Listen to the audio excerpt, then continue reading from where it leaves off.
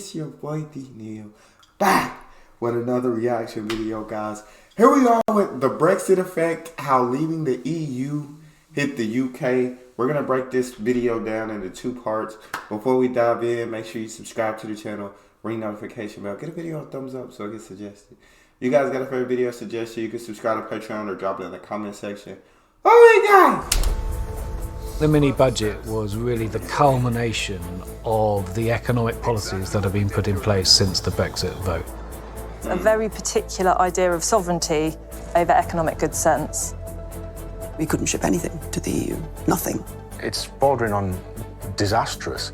The Brexiteers haven't really formulated a cogent case as to why Brexit is going to deliver a dividend. There is a political conspiracy of silence around the effects of Brexit. It spans the government, spans the Labour Party. Make Brexit work. The UK's decision to leave the European Union is an act of economic self-harm. In terms of prices, investment, and in terms of trade, we're seeing negative effects, not a pandemic effect, not an energy crisis effect. These are very clearly Brexit effects. Oh, wow.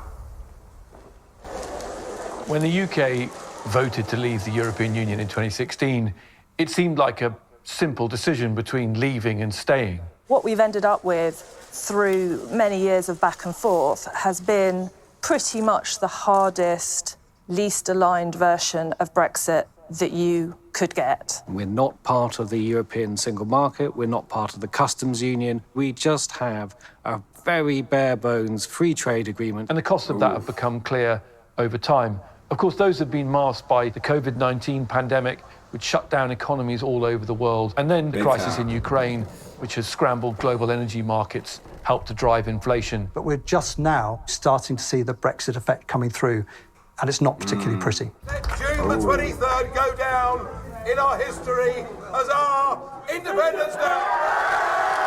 So it's like, when they exited, it's like they had no more access to the European trade, which I guess if you leave the European Union, I feel like you shouldn't expect to have access.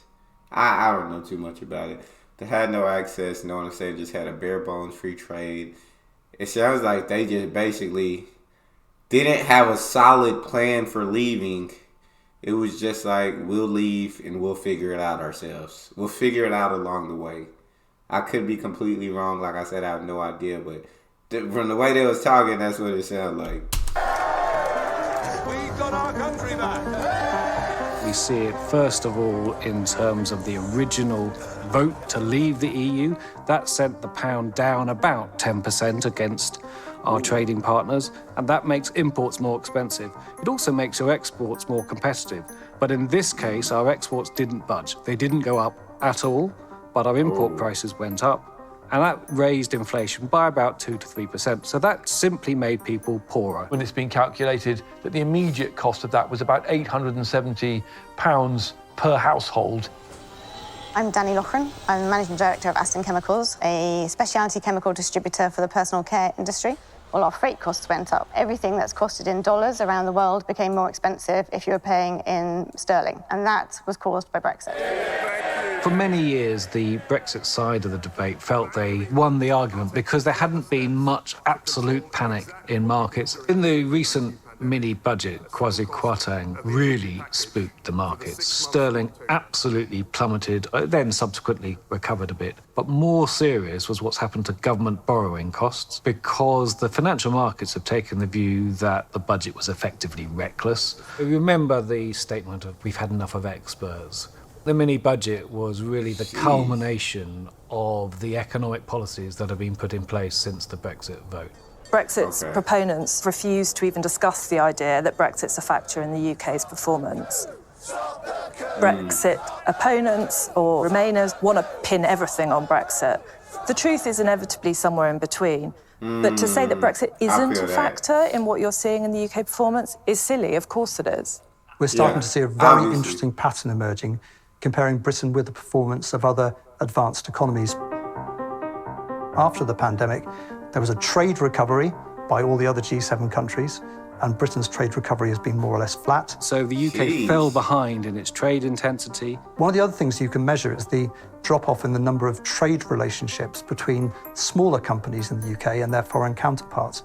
And that's important because it tells you something about trade patterns, but it also tells you something about the way that smaller companies in the UK used to grow by gradually expanding their business, selling stuff into the European single market, and that's simply not happening anymore. The LSE's calculated that the number of relationships between the UK and the EU fell by about a third in the first 6 months after the Trade and Cooperation Agreement came into force. The Resolution Foundation has calculated that the long-run hit to wages will be £470 per person. Brexit has increased bureaucracy. Many small businesses have really struggled to get to grips with that. Dang, so it sounds like you had definitely two sides of supporters for Brexit or no Brexit. One side of supporters that were all for Brexit, refused to believe that Brexit is the cause for any of the problems because the pandemic did hit soon after. So it's like you have a lot of different things to blame, but they're like, Brexit's definitely not the reason for any of these problems. Or the other side is like, Brexit is the reason for all of our problems. No, the pandemic, it wasn't any of the pandemic didn't do anything. This is Brexit's fault. It's the reason for it. And so you got two sides, like she said. Truth is probably about and somewhere in the middle, which it always is. But I assumed that the leaders in the UK had to have known, like, in the beginning it was going to be tough because it's like you're leaving the European single market, or you're leaving the European market, and so of course you got to figure something out. So in the beginning, I'm sure they assumed like things were going to take a hit, the economy was going to go down, it was going to get worse before it got better. I'll just say that. So I assume they had to know that, but keep it rolling.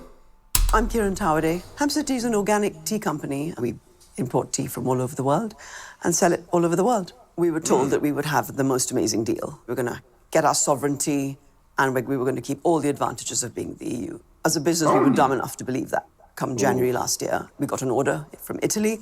We shipped it as normal, thinking there'll be a little bit of paperwork and we'll figure it out. And it sat for 12 weeks in different customs houses. Dang. So the reality was very different. I'm Rob. I'm Vicky. And we co-founded Little Star Jewellery in 2017 as a husband and wife team. The plan was always to establish the brand in the UK first, and then Ireland, onwards to France, onwards to Germany. The whole question of Brexit didn't really come into my thought much, because at no point did I think it would be as complicated for businesses to grow and to develop. Remember, when we were part of the single market, you could throw a box of tea or a packet of bangers into the back of a van in Birmingham and just drive it to Barcelona or Bonn or Brussels without let or hindrance. Now you can't do that. The reality was, January to June, we couldn't ship anything to the EU. Nothing. It's 27 countries, they all have different borders, they all have different rules, and we were treated as a third country, and we just had to suck it up. Come May, I decided I needed to do something. I said, what if I set up my own entity in Europe and made that the master distributor for our company, for our products? And rather than sending small consignments at a time, which were very costly and complicated and time-hungry and resource-hungry, why not just do one big consignment every so often? Clear customs, all those formalities, VAT once, and then distribute out of a warehouse to all of your clients in the European Union. That means less business taking place in the UK and more business taking place in the European Union. It became just unviable. Dang. Yeah, especially for all these different businesses, they definitely, it sounds like, had to figure it out. Because it sounds like they didn't know all the problems or the struggles that they were going to face after Brexit.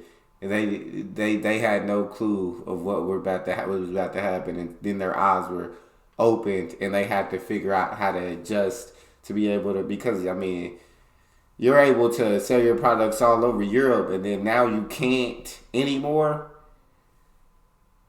That's a big hit. For us to continue to export from the UK and use the UK as our European distribution hub. Lorries would sit there for days on end. So we moved our entire European business to Poland. That immediately halved the amount of product coming through this warehouse. We are now using fewer freight partners in the UK, more in Germany and Poland, paying our customs duties to EU countries. We're employing fewer people in the UK and more in Poland. It's a reduction in money that we are paying to the UK economy. We were lucky that we were able to do that. We've got some agents in France. We're doing really well in the Netherlands and in Spain. All of that has just disappeared. Jeez. We lost so much business overnight with Holland, but it doesn't mean that we have enough business already established that we'd go and set up an office in Amsterdam. It's not viable for a business of our size of 2 people. Getting the product to customers in the European Union would have been 2 days, has now become 21 days. The only angle for us around that is to do deals with distributors, but those people work on between 30 and 35% margins. We're left with virtually nothing, or we let the business go. We got a Dutch sales agent who opened over 30 doors in the space of 2 months for us. Over 30 customers has become 2, because only 2 of them can actually be bothered with the implications of what they've got to do to get stock from us. It's just too much of a headache. That is the long-term danger for the British economy, that smaller companies that used to expand by starting to move into European markets, which was very easy to do before 2016, will simply just not do that. We were just upsetting all our customers. One of them actually said to us, we don't want to deal with the UK anymore. I mean, we can find equal products from within the EU, so I'm really sorry. It was a tough conversation. We went to a trade show. No European customers came to the UK pavilion. And we overheard one of them saying, there's no point going there.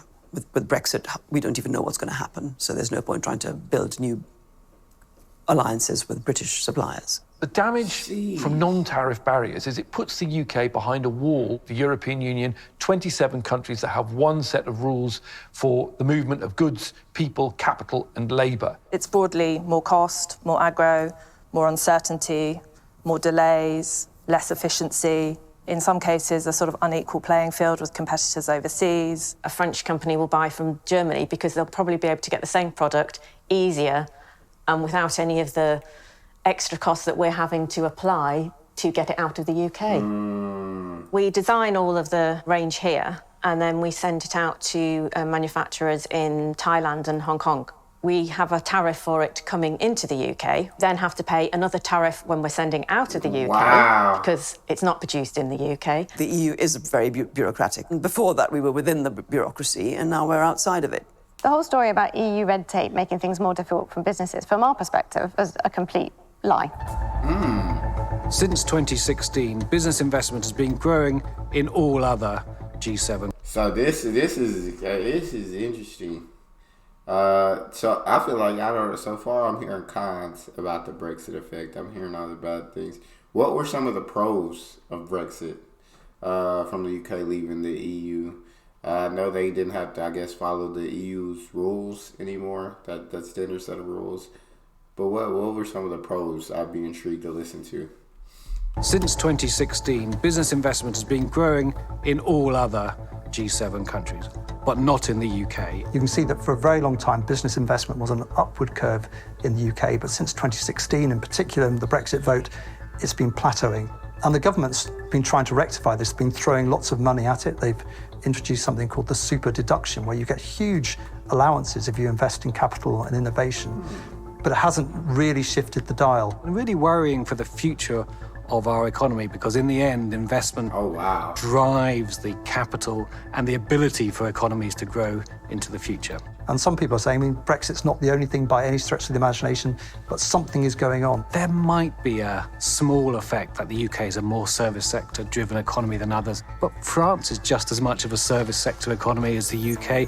Germany, big manufacturing economy, isn't that much more of a manufacturing economy than the UK. And in every other country, we've seen much more business investment. This is the Brexit effect. People don't know the direction of the UK economy. Inevitably, business investment doesn't grow as strongly.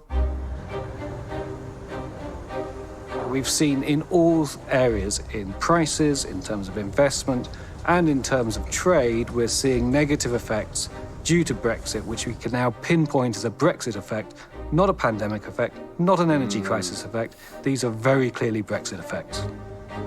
Plainly, there's been a huge impact on the British economy caused by the COVID pandemic. Equally, the supply chain effects of the Ukraine war, particularly on the energy price. It would be ludicrous to claim that problems facing the British economy are exclusively down to Brexit. But what you can do is draw a comparison between Britain and other countries. We see the UK pretty close to the bottom of the league table in terms of the forecast for economic growth, particularly in 2023. So the UK essentially sees no growth at all, and the only country that was worse than the UK was sanctioned Russia. You can explore the gap between the UK's performance, which has uniquely suffered Brexit, and the performance of other economies that have not. The UK government would argue that's something to do with the bungee jump effect of the pandemic, where Britain went down, then came back up more quickly, and now things are settling down again. I think it's really easy for the government to try and push the Brexit effect under the carpet and blame everything onto COVID and now everything onto Ukraine. I can see it in the figures and in the way that our business is operating. But we were really hit badly by Brexit last year. We've put measures in place that are detrimental to the British economy, unfortunately, but will help us. The Office for Budget Responsibility thinks that ultimately Brexit will cause the UK to be 4% worse off. It's about £100 billion a year that the economy is not producing, £40 billion of tax revenues or so. We are poorer because we're not getting that economic growth that we otherwise would have done. This is absolutely insane to me. So it sounds like Brexit definitely played a big role in the UK economy and definitely shot it down a bit and stopped it from being able to grow like the other economies. Is there anybody that disagrees with this video? Because like I said, I know that all I know about Brexit is the UK left the European Union. That's all I know. I don't know other details about all the pros that came along with that, all the cons that came along with that, exactly everything. But they putting a lot of numbers up. It looked like this video could be telling the truth. Getting that economic growth that we otherwise would have done. The Brexiteer notion of a Brexit dividend is often based around the idea that the UK can have a nimbler economy. It can deregulate. The difficulty is when you deregulate, you create a separate regulatory system. The chemical industry spent £500 million over a decade registering their chemicals in the European Union, which gave them access to the British market and 27 other countries. They're now having to re-register all of those chemicals for a separate UK register at a cost now estimated by the government at £2 billion. So what we've essentially done is ask industry to spend billions of pounds duplicating a regime that already existed in the EU. And because we want to be sovereign, we want to be different, we're building our own. But that is just cost. I don't understand anyone who says that deregulation is going to be a benefit to industry. From my industry's point of view, it is nothing but extra cost, bureaucracy and work for no advantage whatsoever. So British business, after we've left the EU, has faced a recruitment crisis. Areas like construction, hospitality, social care, agriculture. Again, you can argue till you're blue in the face about how much of that is Brexit, how many people left because of Brexit, or how much of that was because of COVID. Some people would argue that's for the better, that we've cut off that supply of cheap European Union labour that was able to come across to work in the UK under free movement. The idea eventually is that companies will invest more in machinery and other ways to enhance productivity to compensate. But it certainly caused some disruption in the short term. And I feel like it's tough because then you just you heard it from one of the companies. They just had to move their main business hub over to Europe. So instead of paying those taxes in the UK, right, and helping the UK economy, they had to move it to Europe to help them stay afloat, to help them survive, and so. Whew, I don't know. It sounds tough. Y'all talk to me in the comment section. Like I said, I don't really know the situation. I don't live in either the European Union or the UK, so that's all we got. You guys got a favorite video suggestion? You can subscribe to Patreon or drop it in the comment section. Subscribe to the channel, ring the notification bell, get a video a thumbs up so it gets suggested. It's your boy Neal, out.